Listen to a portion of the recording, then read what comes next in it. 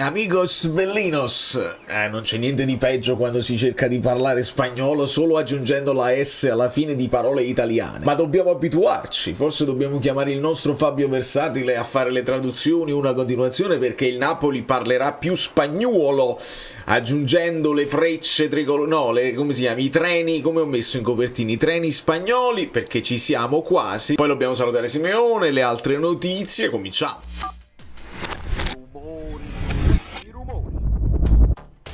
E tra le altre notizie ci sono sicuramente le nomination per il Ballon d'Or, questo Ballon d'Or che fa sempre discutere. Benvenuti tutti quelli che sono qui per caso, siamo qui per caso.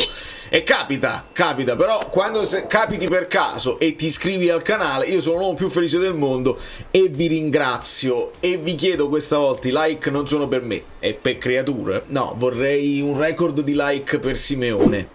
Se ce li avete di buon cuore, lo sapete, la media dei like è già straordinaria sui video, insomma superiamo i 1000 senza manco chiedervelo. 1926, riusciamo ad arrivare a 1926 like per Joe Simeone, che mi sento semplicemente di dire, ha lasciato una lettera bellissima, si vede che l'ha scritta lui, si vede che è sincero, si sente spesso quando una lettera è forzata o no, e resterà semplicemente uno dei giochi, a parte che i gol che ha fatto, quei pochi, nelle poche occasioni, specialmente nel terzo, che l'anno scorso uno, ma nel terzo scudetto ha fatto dei gol pesantissimi contro squadre grosse, ricordiamo il Milan, ricordiamo la Roma, ricordiamo anche il Liverpool, e ha messo il suo zampino. Però lui fa parte di uno di quei giocatori che te li ricorderai per sempre e resterai probabilmente affezionato per quello che ha dato alla città, per come si è entrato subito in simbiosi con la piazza, al di là dei gol, mentre altri che forse hanno fatto più gol,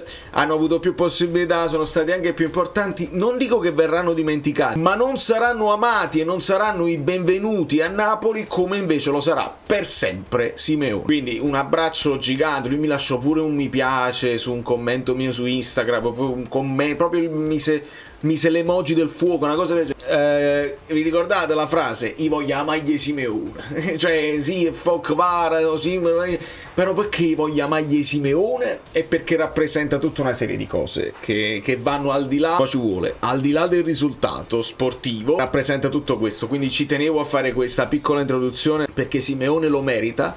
E continuano questi affari con il Torino, perché se vado a vedere il prezzo complessivo di Simeone tra il prestito, l'obbligo, dopo il punto, se scatta l'obbligo quando fa il primo punto a febbraio, mi sembra pochino per un giocatore di Serie A. Poi giustamente ne parlo con gli amici del gruppo Telegram, mi fanno riflettere, dice c'ha l'età che c'ha e ha fatto un solo gol nell'ultimo anno. Il Torino è anche pieno di Zapata, di Adams, probabilmente si coprono nel caso in cui Zapata non recuperasse alla grande. Però se fai una mistione di tutti quelli che sono gli affari fatti col Torino, perché gli dai Simeone, però tu ti prendi Milinkovic-Savic, mentre ti prendi Milinkovic-Savic comunque gli hai dato Ngong, e forse Ngong, se loro fanno il riscatto, lo pagano forse un po' più di quello che effettivamente è valso a Napoli. Falso! Falsissimo! Poi aveva un grande valore prima e lo avrà probabilmente dopo. Però vedete, tutte queste operazioni tra entrate e uscite, non ci possiamo aggiungere anche buongiorno l'anno scorso. E poi se andiamo un pochino più giù, gli amici ricordavano Maximovic, io ho ricordato Simone Verdi, ma non ci dimentichiamo Mauro Milanese dell'epoca, che veramente era un treno sulla fascia sinistra, ma un treno grosso e non magari super tecnico come potrà essere Gutierrez, ma era un treno che andava sulla fascia sinistra. E poi tra quelli che ci ricordiamo, ovviamente ci ricordiamo Stefan Svok, che se lo presero loro da noi perché noi stavamo in difficoltà economiche e loro no, e quindi così. Ma poi tantissimi, Scarlato, Di Fusco, lo stesso Benny Carbone, Giovanni Galli, Policano, no Politano, mi rivolgo ai più giovani, noi avevamo un Policano, napoletani, ricordate? Luca Fusi, ricordo un titolo, Fusi ha fuso il Napoli, un titolo del giornalismo che manca a noi. Ci fu un gol, mi pare che proprio col Torino, che lui fece un gol tipo al volo da metà campo, un tiro fortissimo, e mi ricordo sto titolo che mi bloccò la memoria: Fusi ha fuso il Napoli. E quindi Crippa, Francini, eccetera eccetera eccetera eccetera. Dopodiché guardiamo un attimo le liste, sempre per non annoiarvi.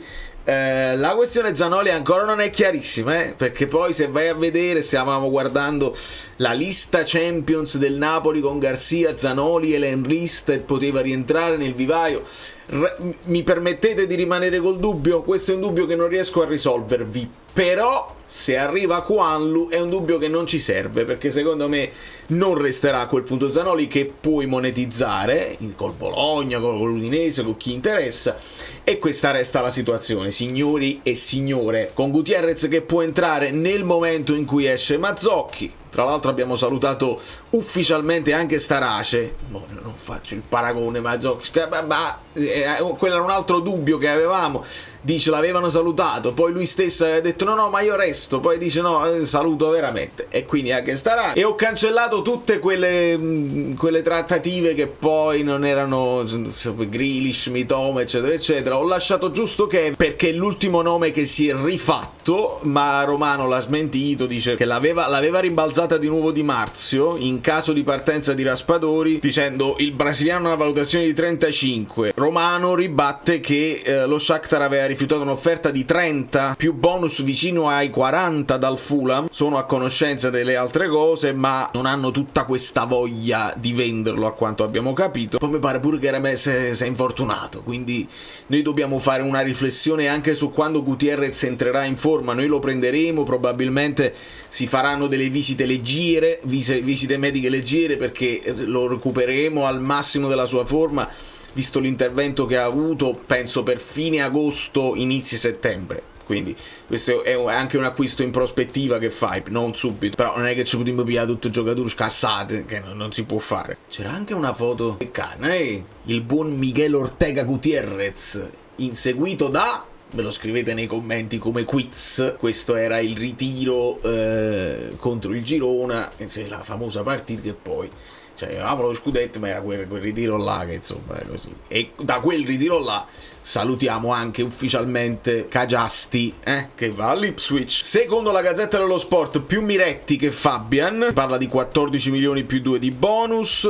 Vediamo se la Juve è d'accordo, se il Napoli è d'accordo a dare questi soldi alla Juve. E per Cagiasti invece si parlava di 1 milione con obbligo di riscatto in caso di promozione dell'Ipswich a 6 milioni più bonus. Poi noi quando facciamo i calcoli, e ci tengo a dire questa cosa, quando si fanno i calcoli, Napoli ha speso tot, però ha guadagnato tot, li consideriamo i bonus che poi non sappiamo mai quanto è l'entità e quando scattano e a quale bilancio si devono mettere. Quindi io sono il primo che voglio fare l'approfondimento anche delle finanze, delle operazioni finanziarie, però certe cose noi non le sappiamo, quindi possiamo andarcene per un'idea. Quello che vi posso assicurare è che il Napoli non fallisce, che il Napoli non fa il passo più lungo della gamba e si mette in difficoltà. Stiamo aumentando certe spese anche che non ti ritornano, per esempio quella di Lukaku, quella di De Bruyne, capace che non farai plusvalenza lì. Però adesso con questi acquisti giovani come Gutierrez, come Wallu, ecco, già riconosco un po' più il Napoli, che non può dimenticare che quella è una delle più grandi fonti di guadagno, il player trading, insieme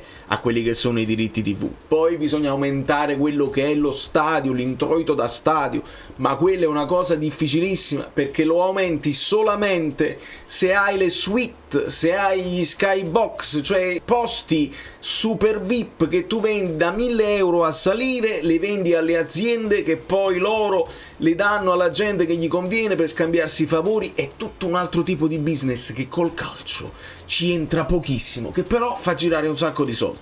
Le squadre, altri sport, le squadre americane, anche qualche squadra in Europa lo fa. È così che poi aumentano tantissimo. Meglio se è di tua proprietà, ma in teoria se le avessi anche in uno stadio, come per esempio capita a San Siro, se le avessi anche in uno stadio così, che non è tuo ma che ha queste strutture, potresti farci qualcosa in più.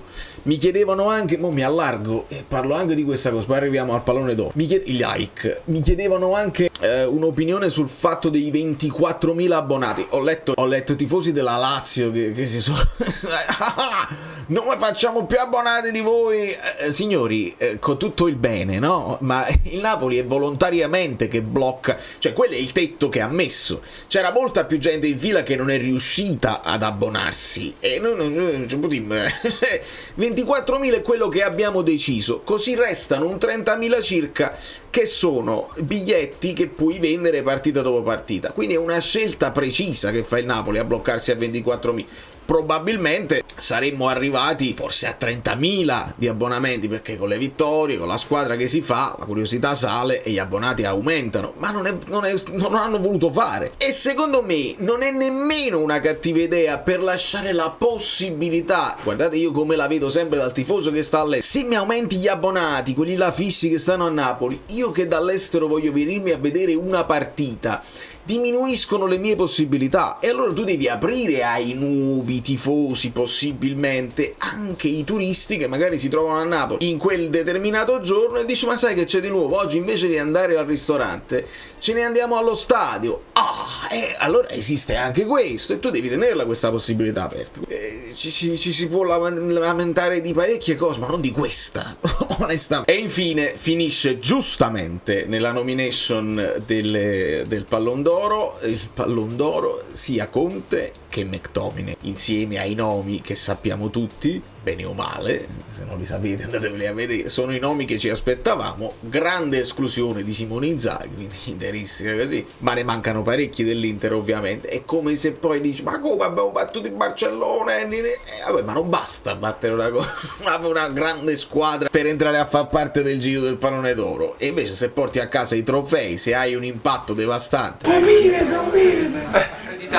sembra quasi che sai poco. Allora, anche inaspettato come quello di McTominay, ci finisci assolutamente. Noi non siamo nuovi a questa roba qua, perché nell'anno dello scudetto ci entrò Osimhen, ci entrò Kvara, ci entrò Kim, e adesso con questo scudetto qua, visto che non molti altri hanno brillato come ha brillato Scott, è chiaro che ci va lui, ed è chiaro che un allenatore come Conte al primo anno un'altra volta è successo di nuovo, e quindi se lo meritava per forza. Chi lo vincerà il Pallone d'Oro? Questa è una domanda da farsi, e non lo so. Dembélé forse comunque ha avuto un impatto anche lui devastante, lo scopriremo, ditemi la vostra. Ecco qua, direttamente dal canale Telegram mi arriva un assist di De Bruyne per gol di McTominay, perché stavamo proprio parlando, io la mi esalto, Ma chi vi piglia? Noi abbiamo chiuso il fantacalcio, troppa gente, ringrazio tutti quelli che si sono informati, che si sono iscritti, così siamo arrivati a 56 squadre, penso che possiamo chiuderla qui, poi magari per gli anni successivi vediamo. De Bruyne o McTominay al fantacalcio? Uno che fa più assist potenziali, un finalizzatore, oppure con la presenza di uno quello fa non lo so. Meret pure saluta Simeone. Per le cifre di Juanlo si parla di 17 milioni in 4 esercizi, mentre per Gutierrez si è arrivato tipo a 20 milioni, una cosa del genere. E abbiamo dovuto aspettare anche l'ok del Real Madrid. Il Real Madrid tiene tutti questi giocatori sempre con la recompra e tu devi chiedere, devi bussare sempre: posso venderlo, posso darlo? E c'è troppa gente, poi c'è il Real Madrid, il Chelsea, troppi giocatori. Sesco è andato al Manchester United, vabbè, non potevamo arrivarci perché è stato pagato praticamente il doppio di Lucca. Ecco, dobbiamo capire che non si può arrivare forse lo metto in descrizione perché il nome magari fa algoritmo. Gavi, qualcuno ha scritto: il Napoli offre 70 milioni per Gavi. Voi non state buoni. Da New York, Valerio Fluido è tutto. Lasciate un like per Simeone e per le frecce tricolori, anzi no, i treni spagnoli che voleranno su quella fascia. Vediamo di divertirci.